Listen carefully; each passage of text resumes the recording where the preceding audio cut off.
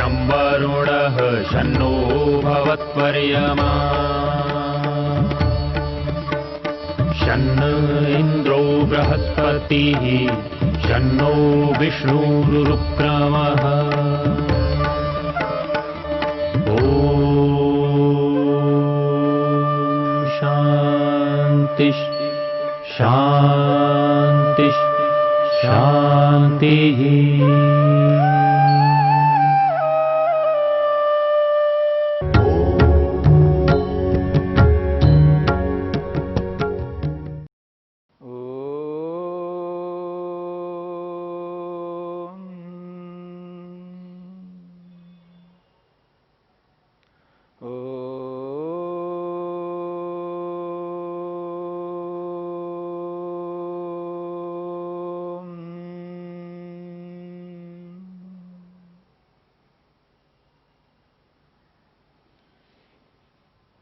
साधन पाद के पहले सूत्र की चर्चा में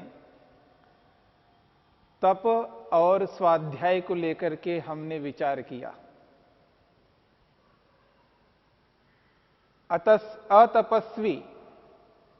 अतपस्वी योग को सिद्ध नहीं कर सकता। बिना स्वाध्याय के मोक्ष को प्राप्त नहीं किया जा सकता। क्रिया योग में 3 विभाग हैं, तप, स्वाध्याय और ईश्वर प्रणिधान। बिना तपस्या के योग सिद्ध नहीं होता, बिना स्वाध्याय के मोक्ष की प्राप्ति नहीं होती। तीसरा विभाग है ईश्वर प्रणिधान। यदि ईश्वर प्रणिधान नहीं किया जाता है तो समाधि नहीं लग सकती। समाधि लगाने के लिए ईश्वर प्रणिधान की अत्यंत आवश्यकता है। ईश्वर प्रणिधान एक ऐसा साधन है जिसके माध्यम से साधक शीघ्रता से समाधि लगा सकता है। महर्षि वेदव्यास ने ईश्वर प्रणिधान की परिभाषा की है। महर्षि कहते हैं ईश्वर प्रणिधानम सर्वक्रियाणां परम गुरौ अर्पणम तत्फल संन्यासो वा। सर्वक्रियाणां परम गुरौ अर्पणम तत्फल संन्यासो वा। यह ईश्वर प्रणिधान की परिभाषा है। महर्षि वेदव्यास कहते हैं सर्व क्रियाणाम, जितनी भी क्रियाएं हैं, मनुष्य जितनी भी क्रियाएं करता है, जितने भी कर्म करता है, उन समस्त कर्मों को ध्यान में रखते हुए यहां पर कहा जा रहा है सर्व क्रियाणाम, समस्त कर्मों को, मनुष्य के प्रत्येक कर्म को। मनुष्य मन से कर्म करता है, वाणी से कर्म करता है, शरीर से कर्म करता है। कर्म करने के 3 माध्यम हैं, मन, वाणी और शरीर।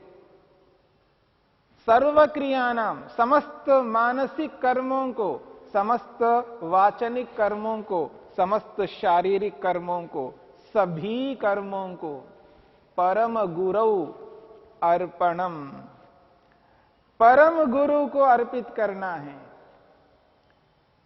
समाधि पाद में 26वें सूत्र में ईश्वर को गुरु कहा है। स एषः पूर्वेषामपि गुरु कालेन अनवच्छेदात्। परमपिता परमेश्वर गुरु है, गुरुओं का भी गुरु है। प्रथम गुरु यदि कोई है वो ईश्वर है। जितने भी संसार में वर्तमान में गुरु हैं,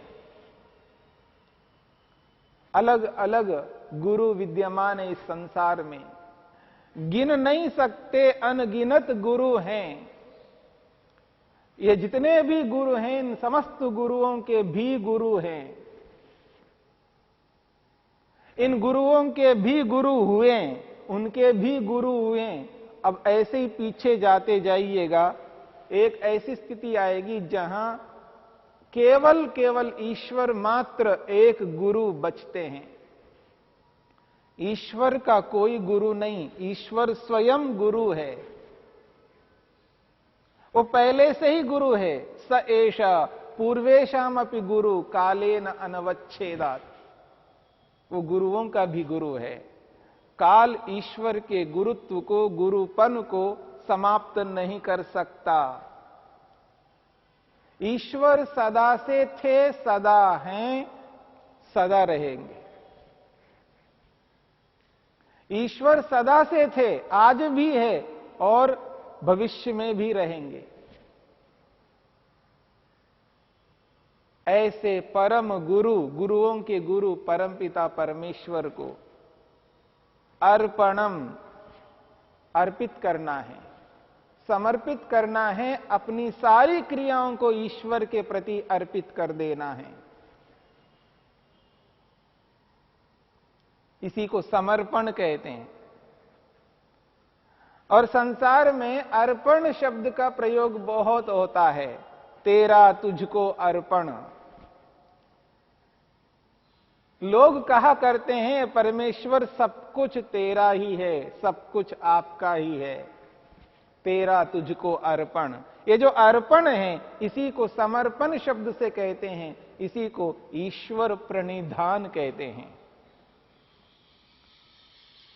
सभी क्रियाओं को ईश्वर को अर्पित करना। और एक विशेष बात कही, तत्फल संन्यासो वा। सारी क्रियाओं को ईश्वर के प्रति अर्पित करना है। तत्फल संन्यासो वा। उन कर्मों का जो फल है, वो फल ईश्वर को समर्पित करना है। फलों का त्याग करना है। फल की इच्छा नहीं करनी है।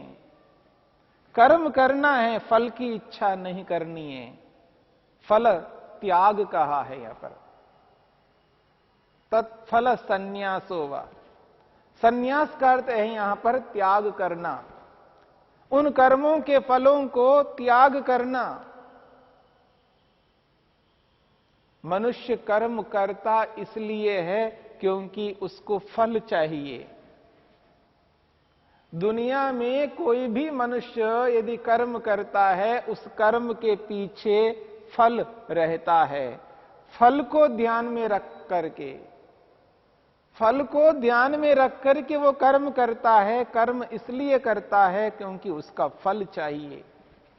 यदि फल को ही त्याग करना हो, फल नहीं चाहना, फल की इच्छा न रखना, यदि ऐसा है तो वो कर्म करेगा क्यों? पर यहां पर महर्षि वेदव्यास कहना चाहते हैं, तत्फल संन्यासो वा। सभी क्रियाओं को परम गुरु परम पिता परमेश्वर को समर्पित करना और फल का त्याग करना। अब इस फल त्याग को समझना है और इस फल त्याग के साथ साथ ये जो समर्पण है, इस समर्पण का अभिप्राय भी हमें समझना है।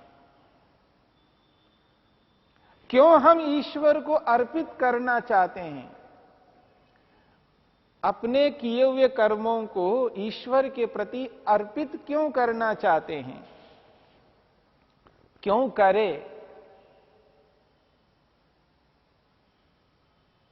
ये जो ईश्वर प्रणिधान है, इस ईश्वर प्रणिधान की जो महत्ता है, इस महत्ता को यदि व्यक्ति जान लेता है, समझ लेता है और जानकर समझकर तदनुरूप व्यवहार करता है,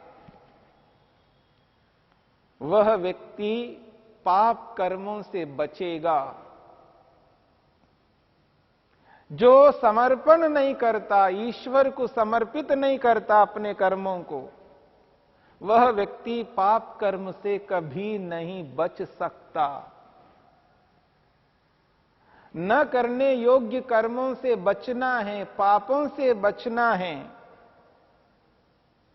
केवल पुण्य ही करना है, तो ईश्वर को स्वीकार करना है। बिना ईश्वर प्रणिधान के व्यक्ति पाप नहीं त्याग कर सकता। कोई व्यक्ति गलत कर्म करता है, कोई व्यक्ति गलत कर्म करता है इसलिए करता है क्योंकि उसको ये रहता है मेरे को कोई देख नहीं रहा है। जब कोई व्यक्ति उसको देख नहीं रहा होता है तो गलत कर्म करता है। अथवा कोई सामने देख रहा है फिर भी गलत कर्म कर सकता है क्योंकि सामने वाला निर्बल है। मेरी बात को समझने का प्रयत्न करना। एक व्यक्ति गलत कर्म करता है, वो इसलिए करता है उसको कोई देख नहीं रहा है, इसलिए वो गलत कर्म करता है। अगर कोई देखने लगे तो वो गलत कर्म नहीं करेगा। छुप करके गलत कर्म किया जाता है। कोई ना देख ले इसलिए किया जाता है। ये एक प्रक्रिया है।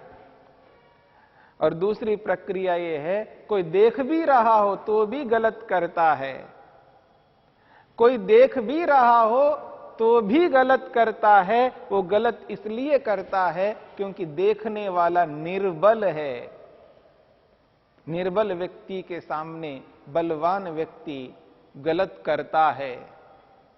सामने वाले को जब निर्बल मानता है तो वो व्यक्ति गलत क्रिया करता है, गलत कर्म करता है, क्योंकि वो रोक नहीं सकता, वो निर्बल है।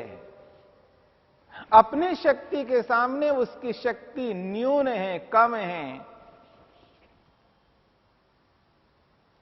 यदि वही व्यक्ति जो गलत करना चाहता है उसके सामने सबल व्यक्ति आ जाए, बलवान व्यक्ति आ जाए, उससे अधिक बलवान व्यक्ति सामने आ जाए, तो फिर वो व्यक्ति वो गलत नहीं कर सकता। फिर वही व्यक्ति गलत कर्म करने वाला उस बलवान को देख करके गलत नहीं करता, लेकिन बलवान हर समय उसके सामने नहीं रह सकता। जब उसकी अनुपस्थिति में बलवान व्यक्ति सामने नहीं है, उस स्थिति में व्यक्ति गलत करने लगता है, छुप करके गलत करने लगता है, सामने नहीं कर सकता क्योंकि वो बलवान है। एक और स्थिति है, यदि बलवान को पता लग रहा है उस बलवान के सामने व्यक्ति ऐसे ऐसे प्रलोभन देते हैं, ये जो प्रलोभन हैं ये विशेष होते हैं।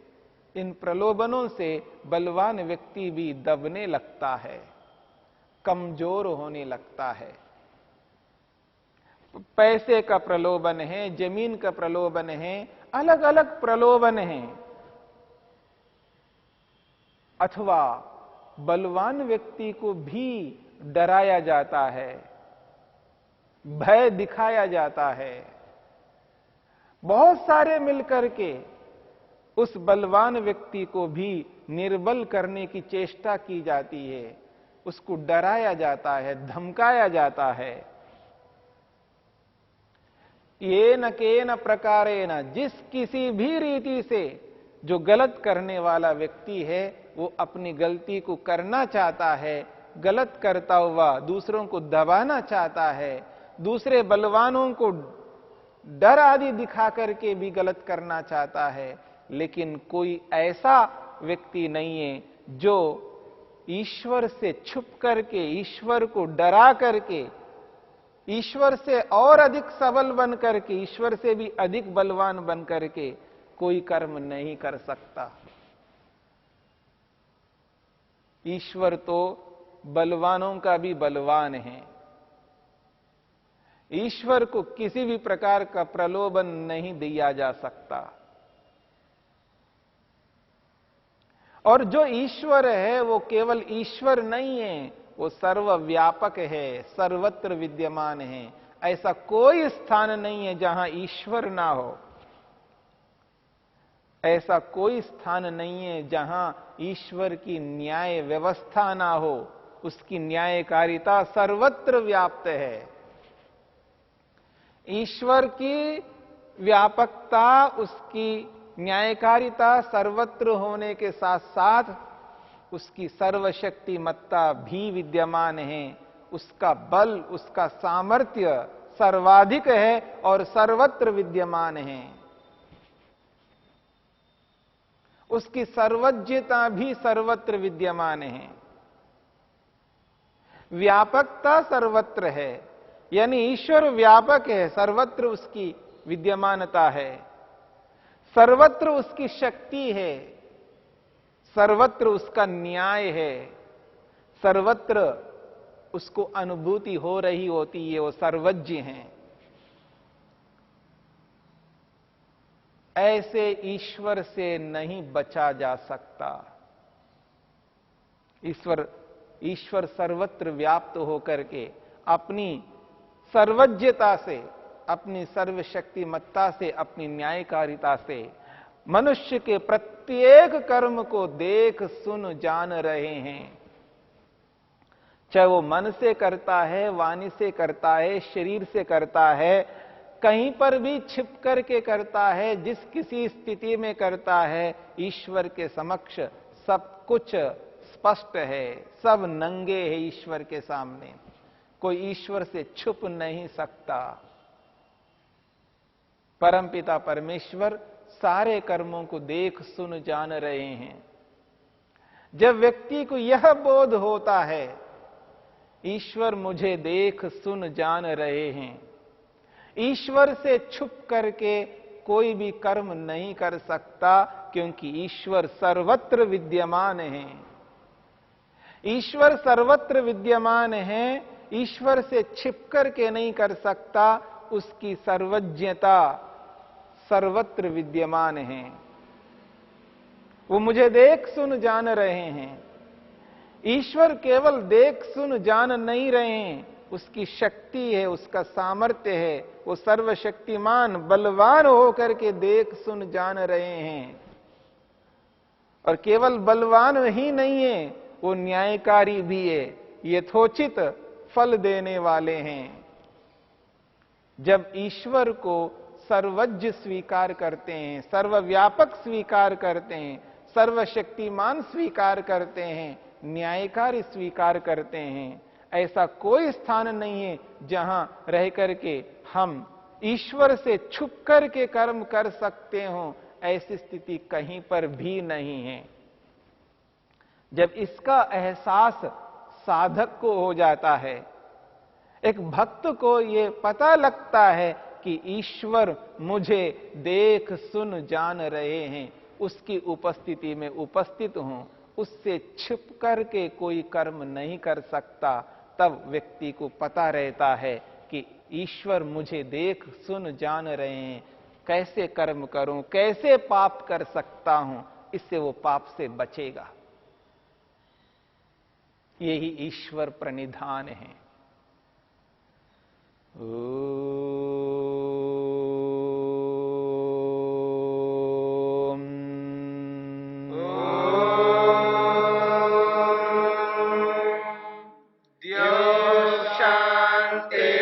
शांतिरंतरिक्षं शांतिर्पृथिवी शांतिरापः शांतिरोषधयः शांतिः वनस्पतयः शांतिर्विश्वे देवा शांतिर्ब्रह्म शांति सर्वं शांति शांतिरेव शांति क्षमा शांतिरेधि। ओम शांति शांति शांति।